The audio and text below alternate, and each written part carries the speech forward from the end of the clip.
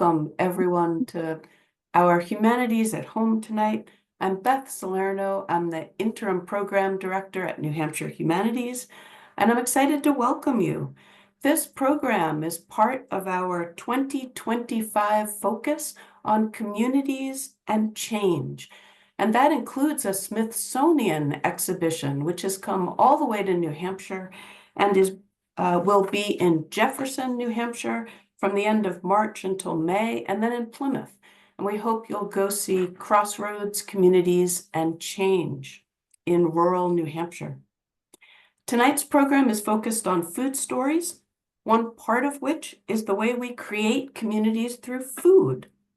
Tonight's program is being recorded. Please be aware of that. If you share your story at this event, which you will be invited to do, you're agreeing to have it recorded and to let the artist use your story as part of her Food Stories project, according to her wishes. If you don't specifically want to participate, that's great. You're most welcome to stay and listen. But please be aware, if you share your story, it is being recorded. Just a few other housekeeping items. This program, like all New Hampshire Humanities programs, is made possible by the National Endowment for the Humanities and by the matching funds that come from people like you, residents of New Hampshire. Last year, New Hampshire Humanities supported more than 1,000 programs.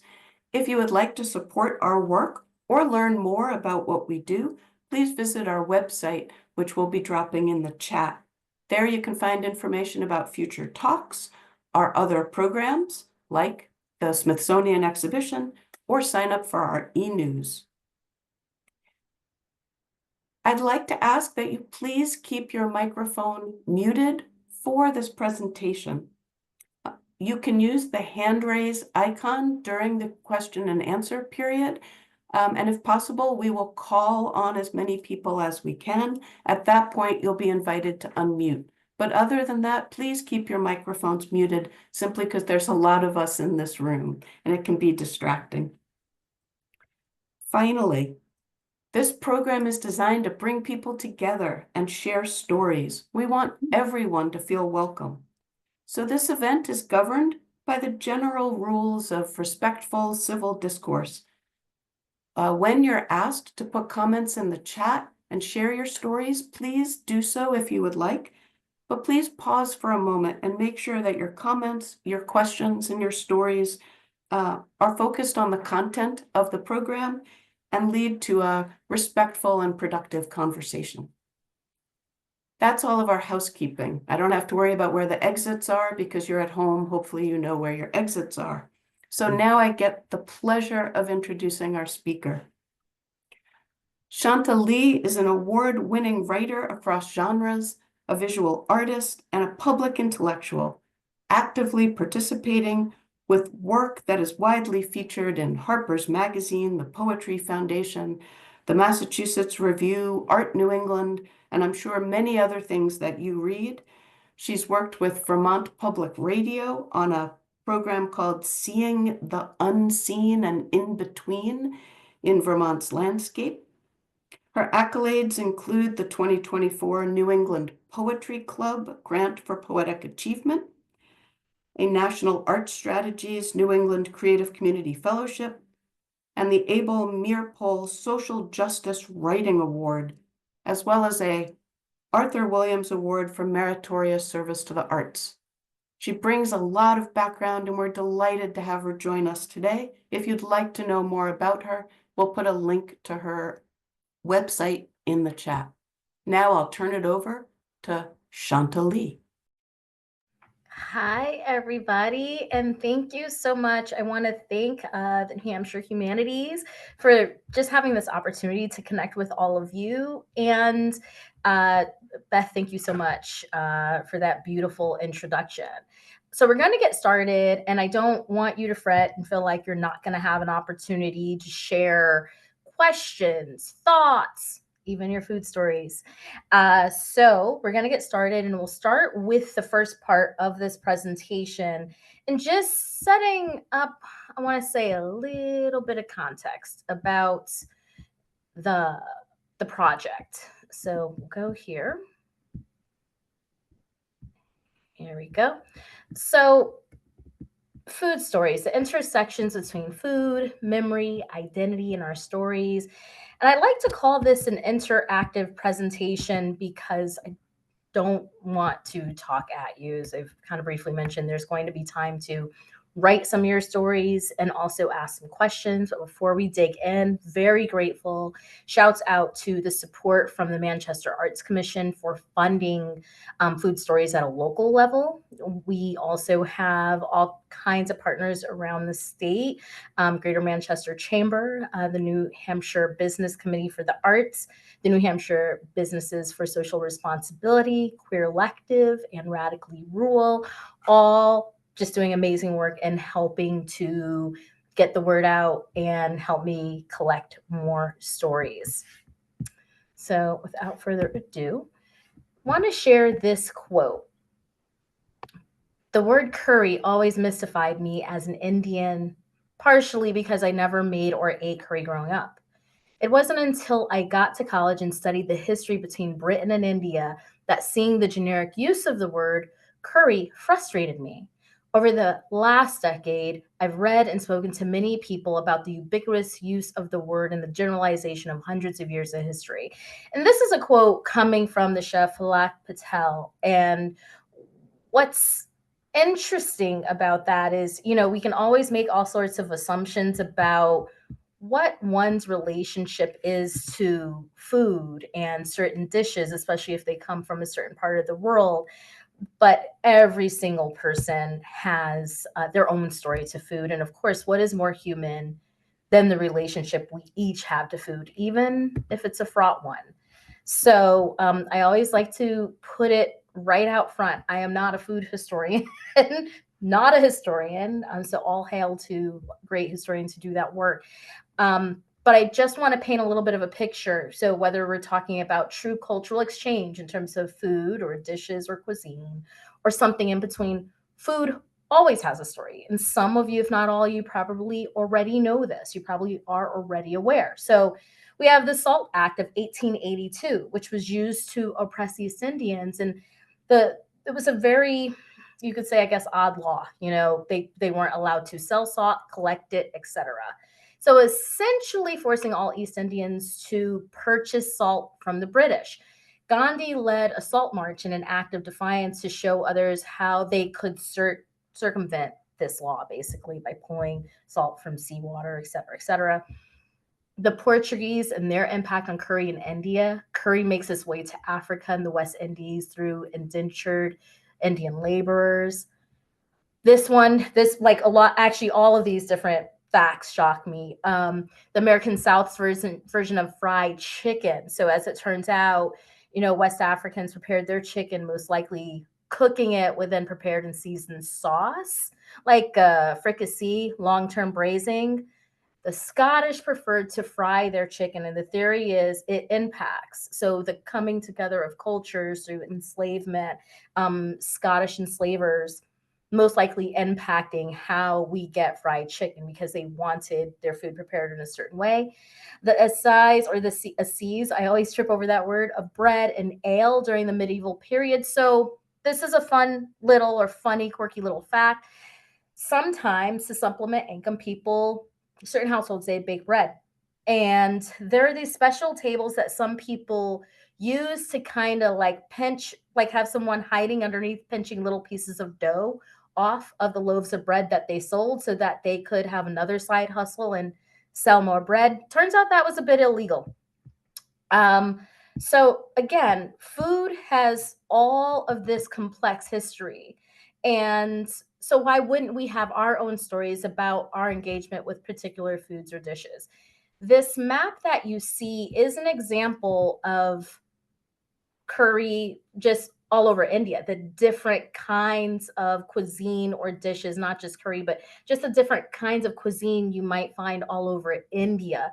No different than the United States. Certain regions of the United States have their own twists, as many of us probably have experienced on food. So, just to step back and give you a little bit about the overview of the project, how it came to be, some project goals. Again, you can always visit my website to get more information. So, this actually started as a National Arts Strategies fellowship. I pitched to explore food. I was very interested in using food as a way to get stories. I'm a person who I guess you could say I deal in words and stories and images, right? And so exploring the human, all of our different human connections to food through these different stories. I want to engage community members. I want to invite personal reflection. I also want to then take all of that information and illustrate it as an exhibition after it's all said and done. And my approach is through a whole mixture of things. There are ballot boxes that are throughout certain parts of the community here in Manchester, but some places are very, as we all are online, sending things out through newsletters. I've been getting stories through even short interviews to those who, with those who work in the food industry. And there's online submission through my website. So many different ways to share one story. So there's, of course, the question of the why. I think right now, not just this very moment in 2025, but even I would say past 5, 10 years, even longer, we've entered an era of thinking about food across different levels beyond just the basic and getting down to all sorts of things as it relates to food. And there's one basic truth, regardless of all of that. And it is we each have a personal tie to food that speaks either to family, culture, belief systems, no matter what it is. In terms of why a launch in Manchester, even though I'm collecting stories from all over, but why specifically Manchester, especially when I pitched for the National Art Strategies, I saw that Manchester, New Hampshire was very diverse and multicultural. The mayor has a multicultural advisory council, the Manchester Arts Commission, there's the Business Committee for the Arts, and so many other cultural institutions, not to mention New Hampshire Humanities. And so it felt right that it made sense. Why not here? Because there's so many support systems here.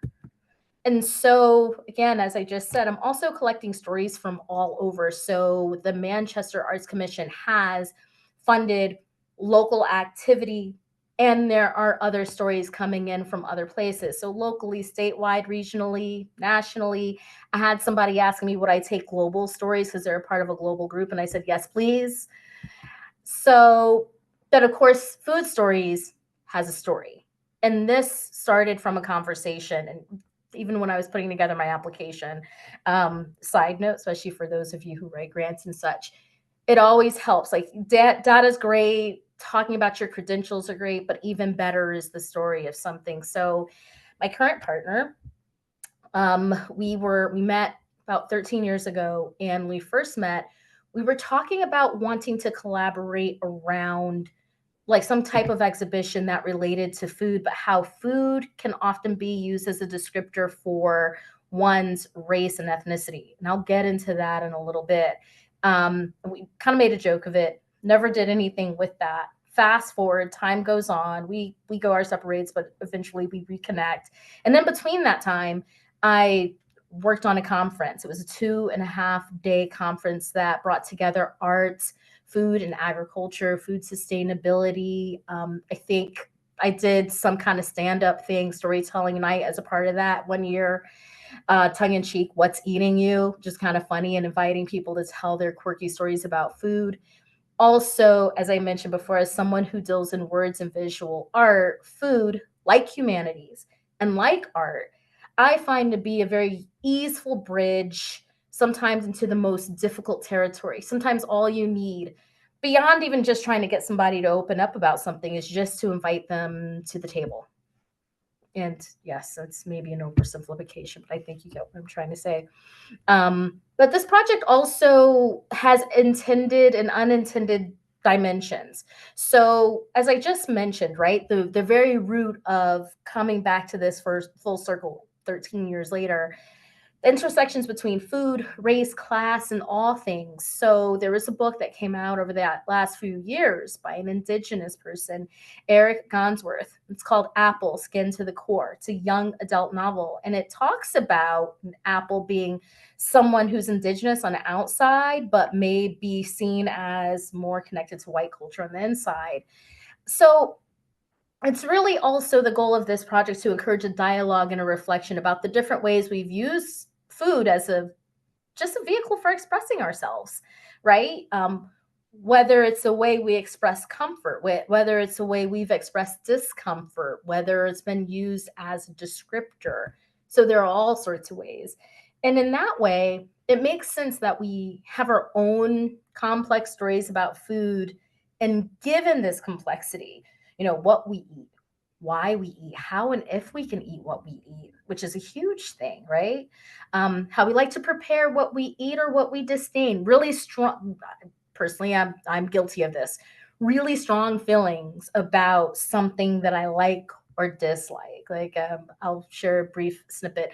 Avocados for years, the color and the texture made me just stay away from it. I refused forever to eat it until I want to say 5 years ago, 6 years ago, discovered, I don't, maybe it was by mistake, tasted guacamole. It was really, really good. And then discovered how easy it was to make. And I was like, okay, I'm won over. Food also as balm, or food is tied to sickness or illness. Again, for some, there's certain things they absolutely cannot eat, or if they do, it will make them very sick, like a peanut allergy, right? Or a nut allergy. Intersections between our different identities, as I just mentioned, and the ways that things get associated with certain stereotypes or groups of people using food. The perception about people eating said dishes or foods. So, for example, the assumptions we make about people eating what we would mark as unhealthy or healthy food, and their physical presentation layered with assumption, right? We might assume if someone is bigger bodied, we're going to assume what we think they're eating, versus if we saw someone like very small, very tiny, we're going to also make assumptions possibly about those things, right? So let's get into the little bit of what I've gotten so far. What kinds of stories am I looking for? All the range. They can be quirky, they can be funny, they can be, they can have a bit of sarcasm. They could be about food you can't stand. It could be about, oh, why did I stay away from this for so long? I really enjoy it.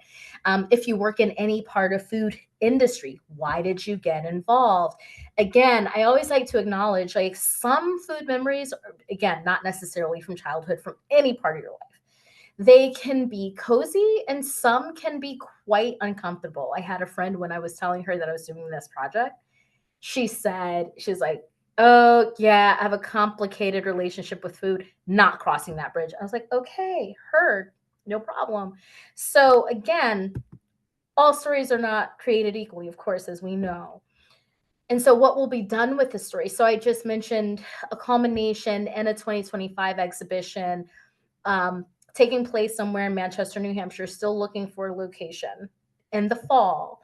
And I'm going to be collecting the stories, sifting through them, but also having some of the stories serve as a artifact. So there's going to be a catalog. There's going to be some kind of artifact that stays long after the project is gone, long after I've wrapped up collecting stories, which I'm collecting stories between now and June, and then curating them and inviting other artists and individuals to also be a part of uh, their piece in this exhibition. I'm also going to set up I already have a SoundCloud, but I'm also going to set up maybe a channel that is associated with just food stories and a section on my site, so that long after, people might be able to find this receptacle of stories.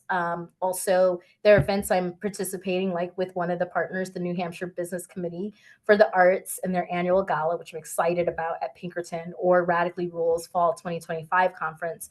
And those are going to be also some moments of seeing, almost you can call previews. So this project has many parts. So we're going to transition now. And you're going to have an opportunity to share your own or write your own food story. So Let me give you an example. And this comes from Southern New Hampshire University. I just worked with students at Southern New Hampshire University on food stories and collecting their food stories. And boy, oh boy, what a treat. So this is Angie's food story. I remember the smell of burnt pizza dough. It tasted like chewy steak and a bunch of crunchy sand, which is weird because it brings me a smile every time that burnt sand comes to my mind. During a desert camping trip, we decided to attempt cooking pizza in a traditional Bedouin style, buried in the sand with hot coals. In retrospect, our ambition far exceeded our expertise. The result was a pizza far from what a pizza should ever look like. The bottom blackened beyond recognition, the middle mysteriously undercooked, and the cheese melted into an uneven terrain of peaks and valleys. Yet this imperfect pizza became the centerpiece of a perfect moment. As we sat wrapped in blankets against the pre dawn chill, we shared slices of our absolute fail of a pizza, finding humor in our cooking mishap. The desert air was crisp and still, broken only by our laughter and the subtle crunch of overcooked crusts. The day began to peek through. My family and friends gathered closer as dawn approached, our spirits lifted by the shared experience of our culinary experience gone wrong. And the story was a little longer than this, but I kind of cut it down a little bit. But boy, do you get a sense. You almost can taste the burnt pizza, but you also can see all the detail of that story. So one of the many beautiful stories that I've collected so far. Oh, ooh, we're not done. Here we go. So now oh yeah, nope, that's the same thing. So now whenever I encounter an aroma of baking pizza, even from the finest restaurants, my thoughts drift back to that morning. Even the most expertly crafted pizza somehow falls short of the joy contained in a burnt desert creation. I've come to appreciate how a meal's imperfections can become a part of its charm. So we've all been there, right? Where something may not have turned out great, but then you're like, okay, well, there's something that might have come out of it. And of course, once you get over any kind of disappointment, especially if you're cooking for several people that you're expecting. So I want to turn this to an opportunity for you to take a moment, and we'll have till 5:45 for this. You're going to take a moment from any point in your life, and this can range from last year, a few years ago, etc., to think about a memory related to food.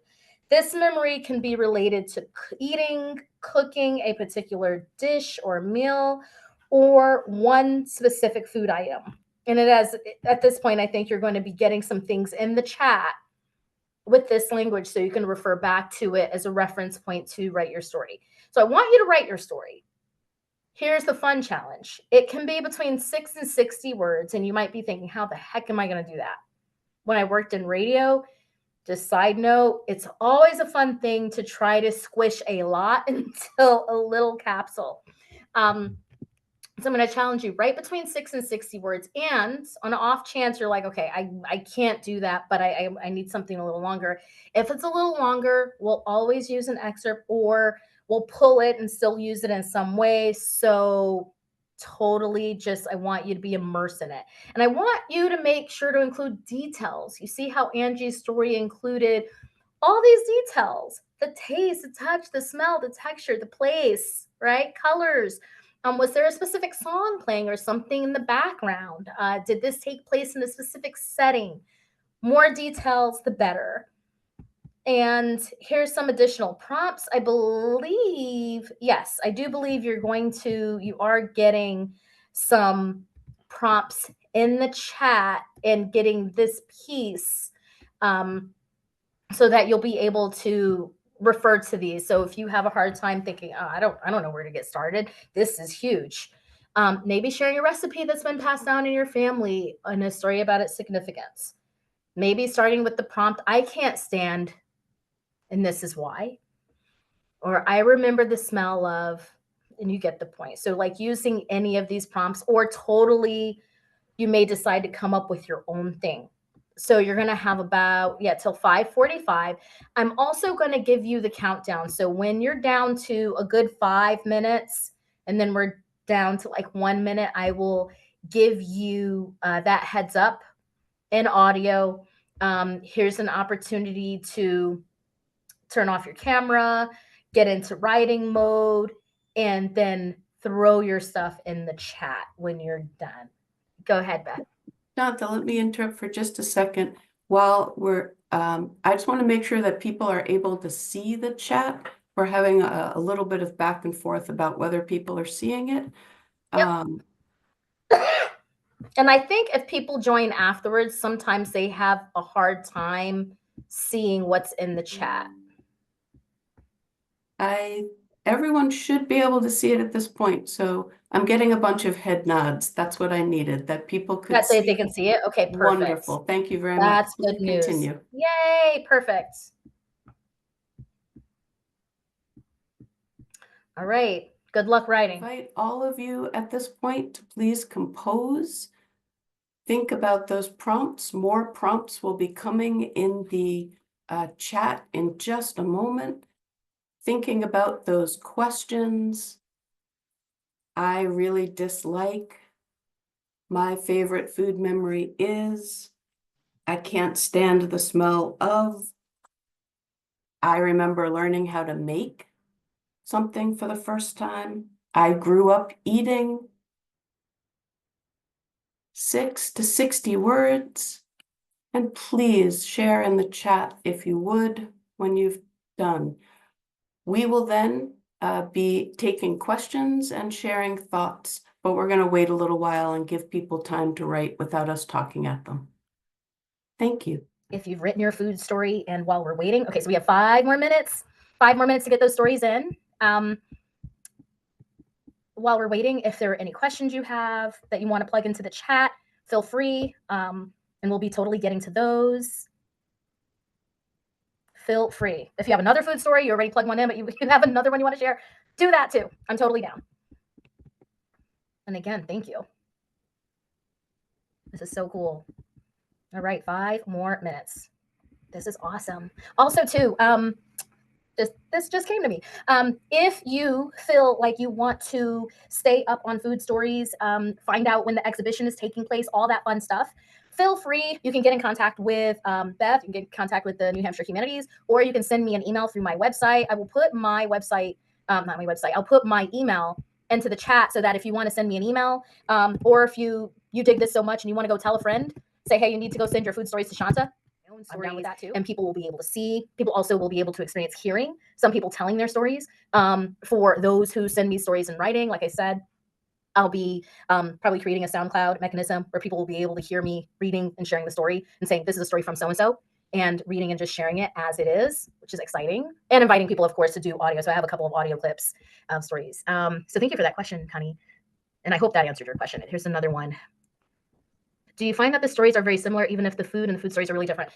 I'm finding that there's a range, actually. So, oh God, there was one story that was really funny. And I remember this was from a student at Southern, and he asked, can I write a story about the first time I tried to make lasagna and I burned it? And then someone else was like, how do you burn lasagna? The oven does the work for you. And then he said, well, I was playing a video game. And I said, that's it. I was like, you have to take us through, because I love working with braided essay structure. And I was like, you have to take us through and take us between the video game that you couldn't stop, which is someone who is, that this dates me, Nintendo, I get, and the food and like preparing the lasagna. And he did this beautiful job of telling this short story about the first time cooking lasagna, his cousins coming to him saying, we're hungry, stopping his game to start the lasagna. And then at some point they're saying, oh, we smell something in the house. And he's like, no, those are the noodles cooking. And then there's smoke that he didn't quite see yet. And it was just hilarious. So there's that juxtaposes against another story I got. There was a workshop I did with a group, and someone was talking about mayonnaise and how they call it the slime, and they hate it. They don't get it on their sandwiches. So there's like this range. I think, but to answer your question, the emotion is still behind the food. I would say there's emotion, whether someone's talking about their disdain or their deep passion. It still translates into the story. And it's, oh, I like that statement. I'm curious if food is more likely to connect us than divide us from it, connect us to our past or divide us from it. That's a really good question. Actually, I want to copy that if you don't mind, Beth, because I like that. Yeah, that's a very interesting question. A good wonder. Thank you, Beth. It's Julie, question for Faye. We had chopped liver when I was growing up. Have you ever had mock liver with green peas and eggs? That's interesting. I love the questions that you're asking each other. Can you say anything about the origin of your interest in storytelling and holding space for others to tell stories? All right. This is maybe bizarre, not bizarre, I don't know, but based on all the story, I think you all can handle it. So growing up, I grew up in a household with the edict, children seen, not heard. So asking questions or even getting into an argument with your parents, that just is not happening in my household. My parents are a bit old school that way. And so but what I would observe a lot. Now, this is probably I probably have this to blame for getting into journalism, getting into observing people. Love observing people, just like not in a creepy way, but like as I'm going about my day and just noticing things. And so adults would gather and they would just start telling stories, different stories about different things, mostly nonsense. I'm not going to make it sound more interesting than it was, but I would also notice people would gesticulate. They would act things out, especially in my family. If they tell a story, they're changing voices. They're before I knew the fancy term of dramaturge or dramaturgy and all that, or dramatic, or which the dramatic monologue. It just was how stories were told, or overhearing my mother on the phone or whoever just telling stories. Then there was a guy. I always like to pick on this memory because his nickname was Smurf King, and I still don't know what his actual name was. No clue. Couldn't pick him out in a lineup. And he would come to. I think he might have been an army buddy of my dad's. My dad was in the military, lifelong, and he would end up. He usually would come late. I don't ever remember him showing up in the day. And he would show weird dances. They would all do weird things, and then he'd disappear. And so this idea of people as characters, or over time, the further I've gotten away from memory, the distance of asking myself, did that happen? And having to interrogate the memory, I just became so fascinated by that, and even the nature of how our memory works, how it's not a perfect machine. You know, how we can create memory that never was. And so that's a little bit of how I became so fascinated with stories, fairy tales. Princess and the Pea, I'm going to blame that. And the version of the fairy tale book that I got for the illustrations that showed how high I think that's like where she had a really high stacked bed. I wanted a bed like that. I get to college freshman year, I put my bed on cinder blocks. I wanted a really high bed. So my penchant and love for stories kind of came from that, and also a curiosity. I hope that answers your question. Um, and thank you for that. Awesome, awesome, awesome. Oh, HelloFresh.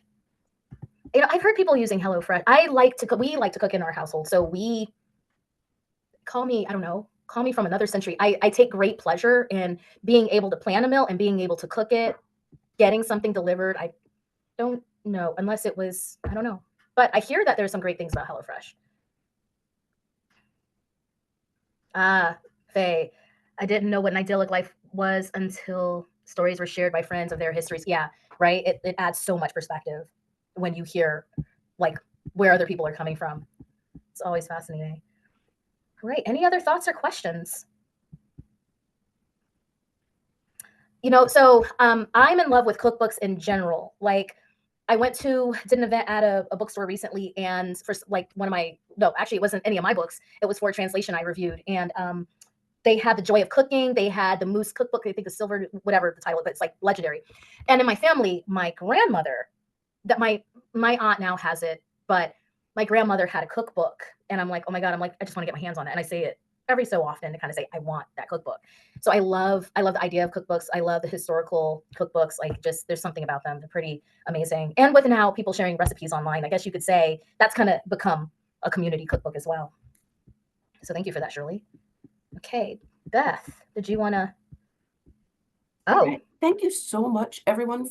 Those who shared their stories. I'm just so delighted by how participatory this event was. For those of you who are regulars at Humanities at Home, you'll know that these are often presentations, and we've been trying to bring interactivity. And Dr. Lee just did such a great job here of helping us out with that.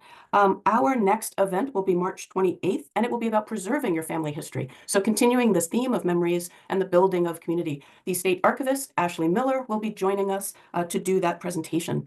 Unfortunately, we're out of time for tonight, but as always, these programs are brought to you by the National Endowment for the Humanities and the matching funds that we're required to put up against them, which come from people like you. So if you've enjoyed our program, please bring a friend to the next one, but also think about if it's appropriate for you making a donation to New Hampshire Humanities.